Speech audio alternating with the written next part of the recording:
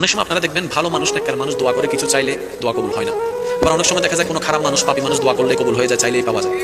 তা আপনাদের আমাদের একটা মনে প্রশ্ন থাকে, কি রে সে নামাজ পড়ে না, সুদ খায়, এমন করে তার জীবনে একটা স্ট্যান্ডার্ড কেন? আর একজন নামাজ পড়ে তার জোতাটা চলে গেছে।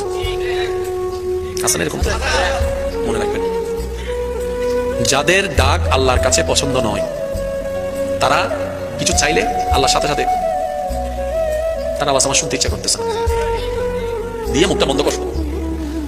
যার টাকাটা রবের কাছে ভালো লেগে যায়, যার ফরিয়াদ ভিক্ষা করাটা রবের কাছে পছন্দ হয়ে যায়, যার হাত পাতাটা রবের কাছে পছন্দ হয়ে যায়, যার সিজদায় ঝুঁকে যাওয়াটা রবের কাছে ভালো লেগে যায়, যার রহমান বলে ডাকটা রবের শুনতে ইচ্ছা করে, সে যখন চাইতেই থাকে রব বলে যে এখন দিব না, আরো ডাক, আরো ডাক, আরো ডাক।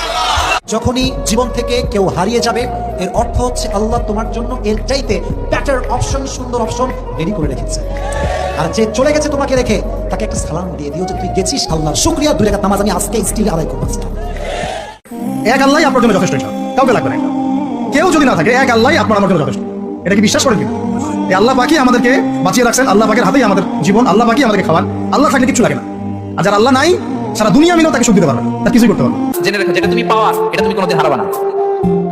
যেটা তোমার হওয়ার কথা ছিল ওটা তুমি কোনোদিন মিস করবা না। আর যেটা তুমি পাওয়ার কথা না, গোটা বিশ্বের সব শক্তিকে হাতের মুঠোয় আনলেও সেটা দেখা তুমি পাবে না।